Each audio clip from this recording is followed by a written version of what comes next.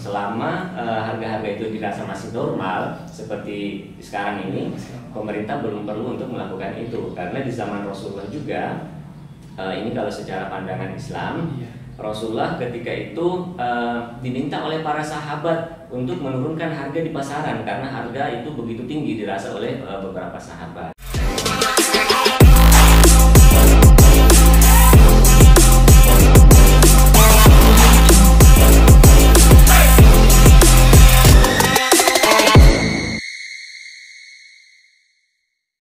Assalamualaikum warahmatullahi wabarakatuh. Rabbish orhli sadari wa yassirli amri wahlul 'uqdatam min lisani yafqahu qawli. Halo teman-teman sobat KCCA YN Palopo, jumpa lagi dengan saya di program Seapod atau Sea Podcast ya.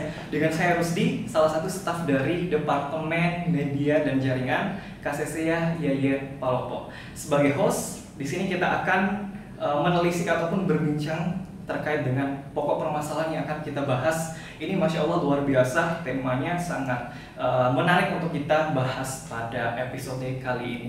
Temanya yaitu adalah harga sembako meningkat di bulan Ramadan, bagaimana tanggapan ataupun sudut pandang dari agama Islam itu sendiri.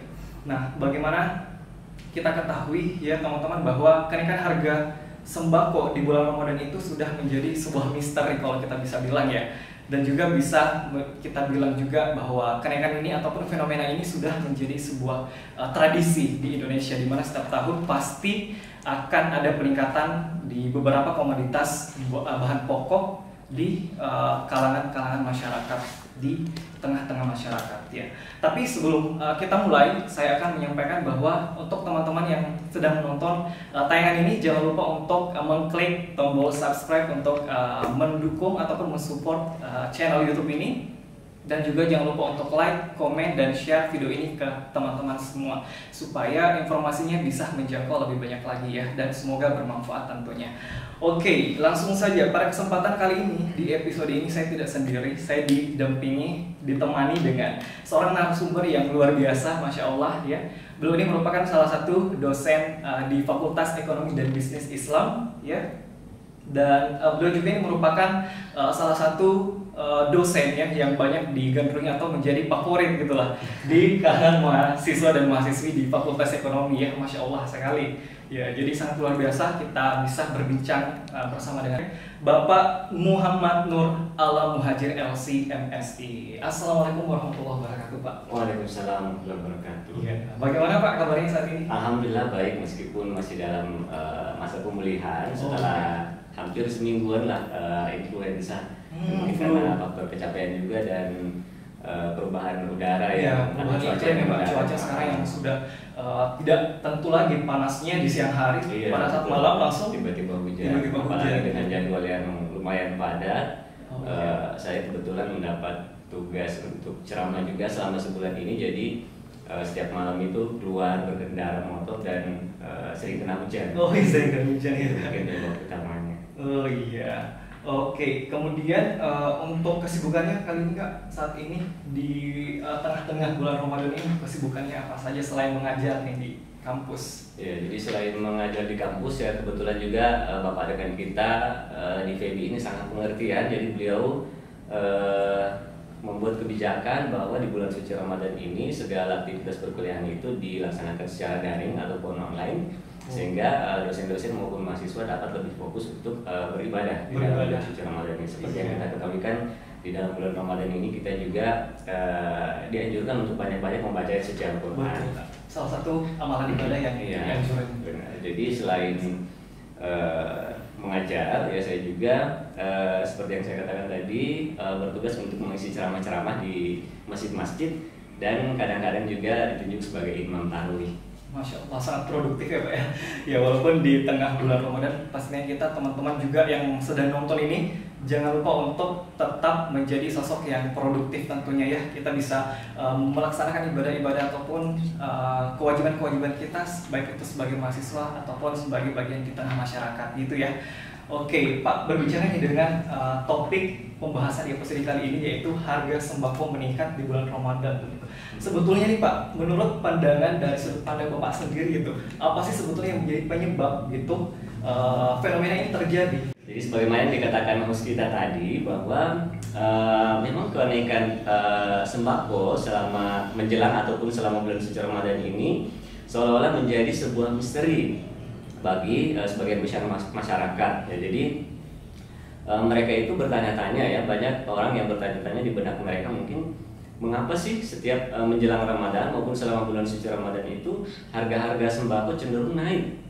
Nah, jadi ini sebenarnya bukan hanya misteri, tetapi sebenarnya adalah tradisi dari Ramadan itu sendiri. Jadi tradisi di mana ketika setiap masuk Ramadan setiap tahun itu sudah pasti ya, sudah pasti barang-barang sembako itu akan mengalami kenaikan dalam segi harga. Bukan hanya menjelang Ramadan, tetapi juga tidak selama bulan suci Ramadan, bahkan menjelang Lebaran pun akan terjadi kenaikan. Nah, ini tentunya sebenarnya bukan hanya dari segi tradisi juga sebenarnya, tetapi ada beberapa faktor yang menyebabkan kenaikan harga di dalam komoditas sembako itu. Nah, yang pertama, faktor yang paling pertama itu adalah di dalam teori ekonomi kita tahu ada yang namanya demand and supply. Oh iya betul. Ya, jadi demand itu kan permintaan, sedangkan supply itu adalah penawaran. Nah, jadi di dalam hukum ekonomi, ketika demand itu atau permintaan itu tinggi, maka sebaliknya supply akan mengalami penurunan kuantitas. Ya. Jadi semakin sedikit supply, maka tentu harga akan naik karena barang-barang itu sedikit, supply-nya sedikit. Tapi permintaannya banyak. Nah, itu kan ketika menjelang bulan suci Ramadan, orang-orang akan cenderung membeli untuk stok selama bulan suci Ramadan, sehingga banyak orang yang membeli secara dalam jumlah yang besar. Nah, sehingga stok-stok di di pasaran maupun di toko-toko grosir maupun eceran itu akan menipis. Sehingga akan menimbulkan kenaikan harga. Nah, kalau biasanya kan di pasar kan biasa para pedagang ini Kak mempunyai mungkin pilihan ya. Pada saat komoditasnya itu mungkin kurang, barang jualannya itu kurang. Sebetulnya apa yang melatar belakangi pedagang-pedagang ini itu untuk mengambil keputusan, oh kayaknya ini harganya mesti dinaikkan ini gitu. Apa sebetulnya yang melatar belakangi begitu? Nah, ini juga bisa disebabkan oleh spekulasi dari pedagang itu sendiri. Jadi bukan hanya faktor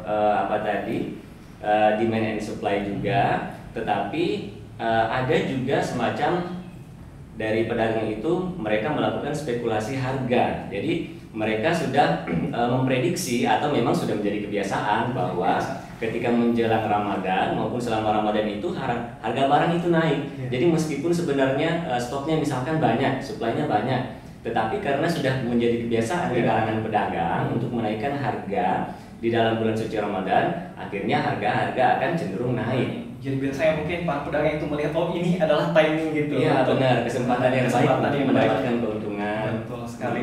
Oke Pak, nah biasanya kan dalam misalnya dalam satu kurun waktu bulan Ramadan kan ada biasa fase-fase nih, teman-teman juga mungkin ada yang bertanya gitu, apakah ada fase tertentu begitu? Misalnya dalam minggu ini kah harga bisa melonjak tinggi, kemudian ada fase tertentu harga kembali normal begitu. Oke, jadi kalau kita perhatikan kenaikan harga itu biasanya terjadi 2 pekan sebelum masuknya bulan Ramadan. Jadi harga-harga sudah mulai naik sekitar 5-10%. Nah, dan yang paling tinggi itu adalah ketika 3 hari sampai 1 hari menjelang bulan suci Ramadan. Nah, itu fase kedua. Fase kedua ya Pak. Harga itu akan cenderung sangat tinggi di H-3 sampai H-1 bulan Ramadan, karena kan biasanya orang berpikir ketika saya keluar berbelanja di bulan suci Ramadan kan mungkin saya sedang loyo ya, terus cuaca mungkin panas, jadi mungkin itu yang mereka hindari, sehingga jumlah orang yang berbelanja ketika H-3 sampai H-1 itu akan semakin banyak, dan biasanya itu kita memang jumpai di pasar. Kalau kita rajin ke pasar, di pasar kita saksikan. Pasti biasanya di pasar itu membludak di H-3 ini. Dan fase yang ketiga itu adalah ketika menjelang Lebaran. Nah, jadi harga itu akan naik kembali meskipun akan mengalami penurunan di dalam selama bulan suci Ramadan itu karena sedikit orang yang belanja. Jadi di tengah-tengah bulan Ramadan itu akan ada fase harga kembali normal Kak? Dibilang normal juga tidak sebenarnya. Jadi turun sedikit lah. Tidak sampai ke harga awal sebelum masuk bulan suci Ramadan. Tetapi ketika menjelang Lebaran itu pasti akan naik lagi. Mungkin faktor yang menyebabkan itu apakah sama sebelum masuk Ramadan, ataukah ada juga faktor yang X gitu Pak yang mempengaruhi sehingga harga kembali melonjak di H-min beberapa hari sebelum Lebaran gitu, Idul Fitri? Kalau itu biasanya karena ditengarai oleh perilaku panic buying dari masyarakat. Jadi mereka itu ketakutan jangan sampai nanti saya kehabisan bahan masakan nih untuk menjamu tamu ketika hari Idul Fitri misalkan. Jangan sampai kehabisan bumbu-bumbu dan segala macam sehingga nanti kewalahan sendiri ketika ingin meramu masakan. Kan kita punya budaya kan? Punya budaya. Ada budaya makan-makan ketika Lebaran menjamu tamu keluarga yang jauh kan pada datang. Biasanya itu akan masyarakat itu akan berperilaku panic buying. Seperti misalkan beli taruhlah misalkan yang kayak bungkus ketupat itu pun kadang-kadang kalau saya perhatikan di masyarakat itu mereka belinya sudah dari H-3 sebelum Lebaran. Tetapi mereka beli banyak sekali. Tetapi ketika di hari H itu tidak dipakai juga. Ini jadi mubazir ya Pak? Mubazir jadi. Jadi itu yang menyebabkan harga itu naik menjelang Idul Fitri karena ada perilaku panic buying dari masyarakat sehingga ya pedagang juga kan yang namanya mereka ingin mendapatkan keuntungan. Nah itu adalah kesempatan yang bagus untuk meraup keuntungan dari pembeli. Ya. Jadi kemarin juga saya Pak sempat cari tahu ya apa sebetulnya yang menjadi faktor penyebab juga. Nah pada saat bulan Ramadan atau bahkan spesifiknya kita pada saat menjelang Lebaran itu kan banyak orang yang mudik nih Pak ya. Apakah juga itu turut mempengaruhi gitu? Misalnya dari jalur distribusi barang yang mungkin ini disuplai ke daerah tersebut dikarenakan ada mudik terus macet jalanannya jadi tersendat proses distribusi barangnya, apakah juga itu termasuk faktor yang mempengaruhi gitu Pak? Ya itu juga sebenarnya termasuk ya karena distributor juga memperhitungkan. Jadi biasanya distributor itu mereka biasanya meminta upah yang lebih tinggi dibandingkan ketika hari-hari normal biasanya, sehingga ini kan berpengaruh juga terhadap pemasukan ataupun pengeluaran dari pedagang itu sendiri, sehingga mereka juga akan menaikkan harga barang, harga komoditas yang dia jual. Biasanya kalau di bulan Ramadan apa nih Kak yang biasanya naik harga kebutuhan pokok saja ya biasanya? Yang paling terasa itu kalau bulan suci Ramadan kalau dari sembako itu biasanya adalah lauk pauk ya, seperti telur, ikan, daging terutama lagi menjelang Idul Fitri kan. Biasanya juga banyak mungkin masyarakat yang biasanya tidak mengkonsumsi daging, biasanya tiba-tiba langsung semuanya mengkonsumsi daging dikarenakan hari yang istimewa begitu dirayakan sama saudara gitu. Oke Pak, mungkin ini juga ada pertanyaan yang datang dari salah satu teman gitu. Sebetulnya fenomena naiknya harga barang di pasaran itu apakah hanya terjadi di pasar tradisional gitu? Apakah di retail-retail yang modern istilahnya di supermarket apakah berpotensi gitu Pak juga naik harganya gitu selain di pasar tradisional tadi? Ya bisa dibilang sih seperti itu. Cuma kalau di retail-retail yang sudah modern itu seperti supermarket biasanya harganya naiknya tidak terlalu signifikan, tidak seperti yang terjadi di pasar-pasar tradisional, sehingga banyak juga masyarakat yang lebih memilih untuk belanja di supermarket, apalagi biasanya di supermarket itu menawarkan ada harga diskon biasanya, biasanya ada Ramadan berkah misalkan atau apa ya kayak gitu. Jadi itu juga bisa menjadi salah satu alternatif untuk berbelanja di swalayan ataupun toko modern ya. Biasa sih minyak goreng yang banyak ya Pak di sini. Iya, minyak goreng terutama ibu itu pasti berburu minyak goreng. Betul, ibu yang ada di rumah masing-masing pasti berburu minyak goreng pada saat menjelang Idul Fitri begitu. Nah, kalau tadi kita bandingin Pak pasar modern dengan pasar tradisional, sekarang kita jangkau yang lebih makronya lagi gitu. Apakah berpengaruh gitu status negara Indonesia kan ini kita tahu ya sedang berada dalam status negara berkembang ya, insya Allah di beberapa tahun ke depan insya Allah Indonesia jadi negara maju ya, amin. Tapi saat ini masih didapuk sebagai salah satu dari negara yang masih berkembang gitu. Apakah status dari negara tersebut juga berpengaruh Kak? Apakah kita bandingkan misalnya dengan negara Singapura, apakah teman-teman di sana juga ataupun para pedagang bisa saja menaikkan harga komoditas jualannya pada saat menjelang hari spesial atau hari-hari Ramadan seperti ini? Sebenarnya itu juga menjadi salah satu faktor ya, di mana status dari sebuah negara itu, misalkan negara yang berkembang, itu bisa saja menjadi salah satu faktor naiknya harga-harga di bulan suci Ramadan. Nah, tetapi tidak menjadi faktor mutlak karena saya punya pengalaman ketika menimba ilmu di Mesir di Universitas Al Azhar. Ketika Ramadan itu harga nggak begitu naik ya karena beda sama Indonesia. Iya, jadi yang paling menentukan sebenarnya itu adalah perilaku masyarakatnya. Bagaimana tradisi, bagaimana budaya di negara setempat yang paling berpengaruh sebenarnya dalam kenaikan harga. Jadi memang yang berpotensi ataupun memang yang menjadi penyebab utama adalah dari perilaku masyarakat kita sendiri itu di negara Indonesia ya. Misalnya melakukan panic buying di waktu-waktu tertentu misalnya seperti itu. Nah, kemudian Pak, apa sih seharusnya yang kita lakukan begitu selain tadi kan tidak harus menghindari yang namanya perilaku panic buying begitu karena selain bisa berlaku tidak produktif gitu ataukah justru mubazir barang-barang yang dibeli dengan jumlah yang banyak ataukah bagaimana Pak sebetulnya yang perlu kita lakukan baiknya? Jadi ini sebenarnya tergantung kembali lagi kepada perilaku konsumsi kita masing-masing. Bagaimana kita dalam mengatur keuangan, bagaimana kita memanage mana-mana yang paling kita butuhkan dan yang tidak terlalu kita butuhkan. Skala prioritas ya Kak. Misalkan ataukah seperti barang-barang yang sebenarnya bisa kita produksi sendiri, seperti misalkan untuk kulit ketupat misalkan bisa kita ambil dari kebun sendiri misalkan kalau kita punya kebun kelapa misalkan atau daun pisang yang dari kebun sendiri, karena banyak kan sekarang masyarakat itu dimanjakan dengan hal-hal yang sifatnya instan. Kalau ada barangnya di pasar kenapa harus buat, mungkin begitu mindset masyarakat kebanyakan saat ini.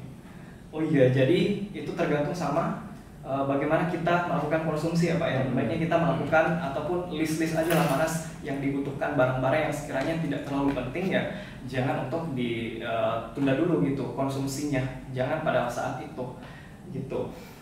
Kemudian Pak ada juga nih pertanyaan yang sebetulnya mengarah ke sektor pemerintahan gitu. Nah pada saat masa-masa harga sembako komoditas-komoditas di pasaran naik, sebetulnya di mana sih peran pemerintah dalam mengatasi ataupun untuk meredah gitu naiknya harga di pasaran? Kan pasti ada gitu kontribusi dari pemerintah yang harus turun dengan cepat pada saat itu.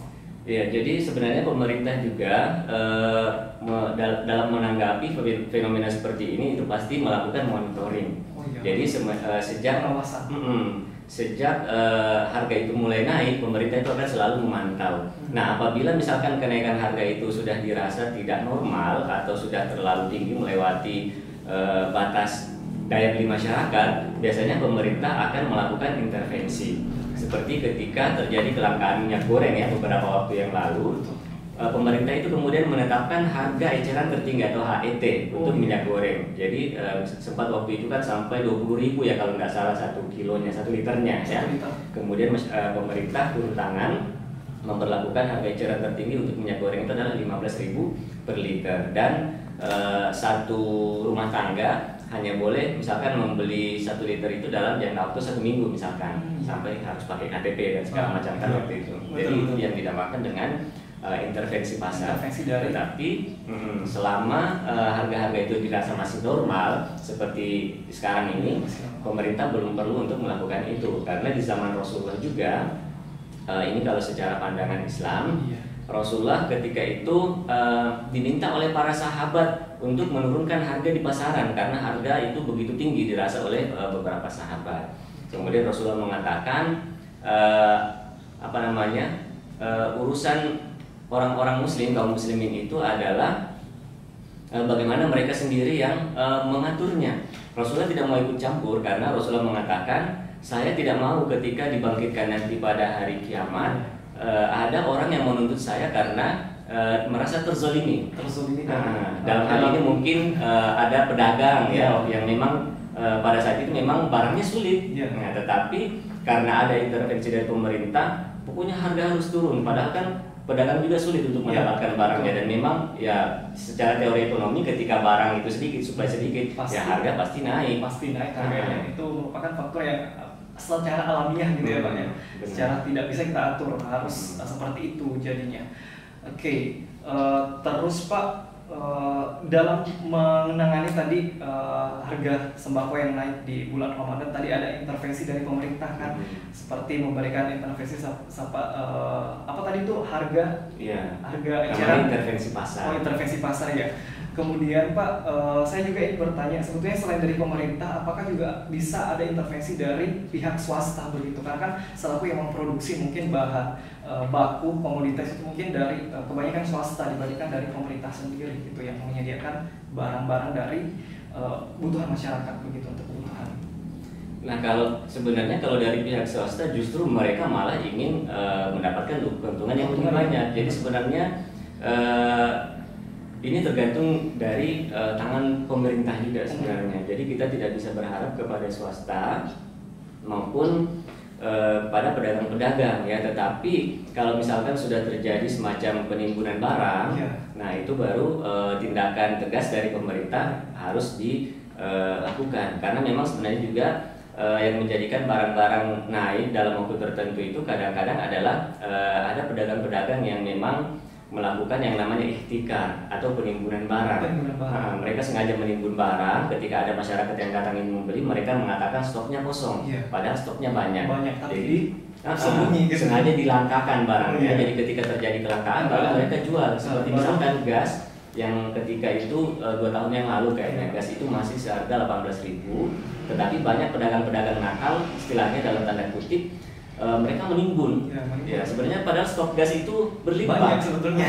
Tetapi karena itu tadi mungkin keuntungan yang lebih besar, sehingga dijual 25.000 per tabungnya. Nah, dan karena masyarakat terpaksa gitu kan, masa orang juga mau masak pakai kayu bakar, apalagi sekarang kan ya kita kita lihat ya stok kayu itu tidak terlalu banyak, sehingga yang namanya orang butuh pasti akan membeli. Tetap diusahakan untuk dibeli walaupun dengan harga yang tinggi begitu. Jadi selain intervensi pasar tadi, pemerintah juga sebenarnya bisa melakukan yang namanya operasi pasar. Ketika terjadi kelangkaan, memang karena bukan disebabkan karena kesengajaan seperti tadi penimbunan barang, pemerintah bisa menstimulasi produksi atau memperbanyak produksi dalam negeri agar barang itu tidak langka, ataupun bisa mengimpor barang dari luar. Sehingga itu dinamakan dengan operasi pasar. Operasi pasar. Memperbanyak stok. Iya, betul. Saya kemarin teringat dengan pada saat momen di masyarakat kita minyak goreng itu masih langka, Pak. Nah, biasanya kemarin pemerintah mengimpor minyak kelapa sawit ataupun dari luar negeri. Nah, sebetulnya ini apakah memang ada tujuan secara politik atau pure memang untuk importir supaya kebutuhan masyarakat itu terpenuhi atau bagaimana, Kak? Ya, kalau saya rasa sebenarnya tidak ada unsur politik. Memang pada beberapa waktu yang lalu ya kita rasakan sendiri minyak goreng itu sangat langka. Kadang-kadang juga kan orang bertanya, negara kita ini kan adalah negara yang subur ya. Kemudian juga perkebunan sawit itu banyak di Indonesia. Nah, tetapi perlu diketahui juga bahwa produksi sawit itu tidak selamanya selalu melimpah. Ya, mungkin saja petani-petani misalkan mengalami yang namanya gagal panen, atau misalkan petani-petani itu karena mereka merasa harga sawit lagi turun, mereka tidak mau dulu menjual sawitnya begitu, sehingga nanti harga naik. Nah, itu kan juga mempengaruhi produksi minyak goreng. Ketika petani menahan sawitnya kan artinya produksi minyak goreng jadi sedikit. Nah, sehingga langkah yang tepat memang ketika pemerintah itu melakukan impor dari luar negeri. Betul sekali. Nah, tapi kalau dalam dari upaya dalam sudut pandang Islam sebetulnya, Pak, selain tadi melarang yang namanya adanya penimbunan barang karena itu sangat merugikan mungkin sebagian besar masyarakat kita, hanya oknum tertentu yang diuntungkan sedangkan yang lebih banyak itu malah dirugikan. Nah, apakah instrumen seperti Ziswaf di mungkin pada saat seperti ini itu justru juga memberikan kontribusi, Pak, atau bagaimana dalam pandangan Islam? Jadi kalau dalam pandangan Islam, Ziswaf juga itu sangat bermanfaat sekali, terutama bagi saudara-saudara kita yang sangat membutuhkan. Apalagi di dalam bulan suci Ramadan ini kan memang kita juga diperintahkan untuk membayar zakat fitrah. Nah, jadi diharapkan dari membayar zakat fitrah ini tumbuh kesadaran dari masing-masing pribadi untuk saling membantu, menolong. Lihatlah masyarakat yang kecil, lihatlah orang-orang yang kesusahan secara ekonomi di sekitar kita, bahkan mereka untuk makan saja itu susah.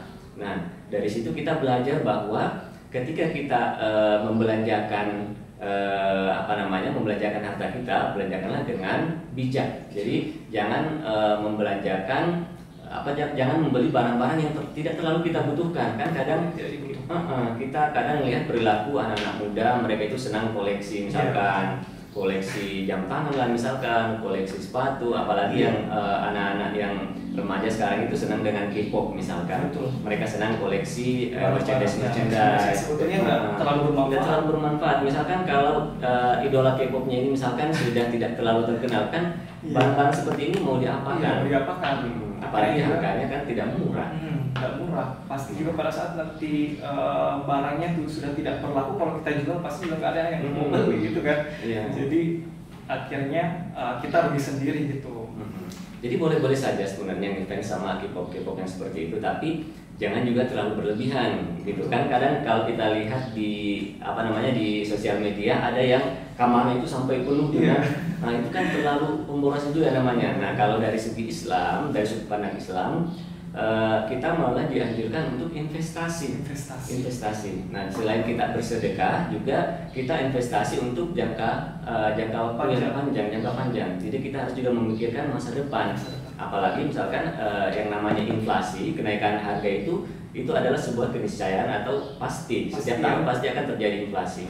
Maka hal yang paling tepat adalah kita juga berinvestasi, meskipun ya skala kecil saja. Misalkan punya uang 100.000, kan sekarang emas itu kita bisa beli tidak harus 1 gram ya, tetapi bisa kita beli mulai dari 0,1 gram. Ada kan aplikasi digital seperti yang di BSI itu kan ada seperti itu, jadi bisa kita cicil-cicil. Ya, jadi tidak ada alasan lagi nih untuk mahasiswa-mahasiswi ya mungkin sedang menonton tayangan ini terus katanya saya tidak punya uang untuk investasi, jadi saya tidak bisa gitu. Jadi tidak ada alasan lagi untuk tidak berinvestasi, karena ini tentunya hanya untuk kebaikan kita di masa yang akan datang juga gitu. Bukan untuk kebaikan siapapun, tapi kebaikan kita sendiri seperti itu. Nah, mungkin ini adalah yang terakhir Pak. Mungkin ada closing statement yang mungkin bisa Bapak sampaikan, Kak Alam sampaikan kepada para penonton yang sedang menonton tayangan ini gitu. Bagaimana sih sebetulnya menyikapi sebagai generasi muda, sebagai mahasiswa, sebagai kaum intelektual gitu. Sebetulnya apa yang bisa kita tempuh gitu sebagai mahasiswa untuk menyikapi fenomena seperti ini. Oke, saya ingin mengutip sebuah hadis dari Rasulullah SAW, di mana Rasulullah SAW bersabda, Inna rijalan yatakhawaduna fi malillah walahumun naru yaumal qiyamah. Ya, bahwasanya ada sekelompok orang yang membelanjakan harta Allah Subhanahu wa taala secara serampangan atau secara sembarangan. Maka bagi mereka di hari akhirat itu neraka, azab neraka. Ya, jadi ini sebenarnya sepele kalau kita lihat, bahwa dari persoalan harta saja orang itu bisa kemudian masuk ke dalam neraka. Nah, ini hadisnya adalah hadis yang kuat, sahih, diriwayatkan oleh Bukhari. Artinya bahwa di dalam mengelola harta itu kita tidak boleh sembarangan. Ya, meskipun sebenarnya kita statusnya mahasiswa mayoritas atau mostly keuangan kita itu masih berasal dari orang tua. Nah, jadi kadang-kadang orang berpikir banyak juangnya orang tua. Misalnya saya tidak apa-apa, mau boros saja tidak masalah. Tapi itu sebenarnya adalah perilaku yang tidak dibenarkan di dalam Islam, tercela. Karena di dalam hadis ini dikatakan fima lillah, harta itu disandarkan kepada Allah Subhanahu wa taala. Artinya bahwa harta itu adalah titipan sebenarnya, bukan milik kita secara mutlak.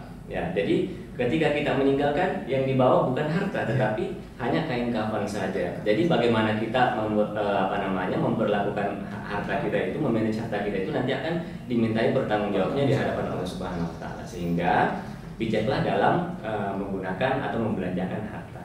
Oke, jadi itu mungkin satu kutipan yang bisa kita sama-sama petik ya dari pembahasan kali ini, bahwa bijaklah dalam menggunakan harta kalian ya. Jadi mungkin yang sedang menonton ini masih berada dalam keadaan yang mungkin cukup, serba berkecukupan, tapi tidak terlalu jangan juga terlalu terlena gitu dengan keadaan kalian, karena semua yang kita lakukan di dunia ini pasti akan nantinya kita dimintai pertanggungjawaban di akhirat gitu. Nah, siapa juga yang rugi? Pasti kita sendiri juga yang rugi begitu. Nah, mungkin kita dibatasi oleh waktu, jadi teman-teman, saya merupakan perwakilan juga dari tim MDJ Media dan Jaringan, Departemen Media dan Jaringan KCCN Polopo, ingin mengucapkan terima kasih banyak khususnya kepada Kak Alam yang sudah menyempatkan waktunya berbincang-bincang di sela-sela aktivitas yang padat luar biasa. Terima kasih banyak Kak, dan juga terima kasih banyak kepada penonton yang sudah ingin menonton tayangan ini. Semoga ada hikmah yang bisa dipetik dari pokok pembahasan yang kita bahas barusan. Sebelum saya akhiri, saya mengatakan kepada kalian semua, teman-teman KCCA, jangan lupa untuk memberikan dukungan kalian kepada tim kami dengan cara subscribe channel YouTube ini, dan juga jangan lupa meninggalkan like dan juga komentar kalian di kolom komentar di bawah. Nah, kalau juga kalian dari teman-teman ingin mengajukan pertanyaan ataupun saran ya, saran apa yang bagusnya untuk kita bahas di episode Seapot selanjutnya, bisa kalian tuliskan di kolom komentar di bawah. Nah, mungkin sampai di sini saja pertemuan kita di episode kali ini. Lebih kurangnya mohon dimaafkan. Fattaqullaha mastata'tum. Assalamualaikum warahmatullahi wabarakatuh. Waalaikumsalam.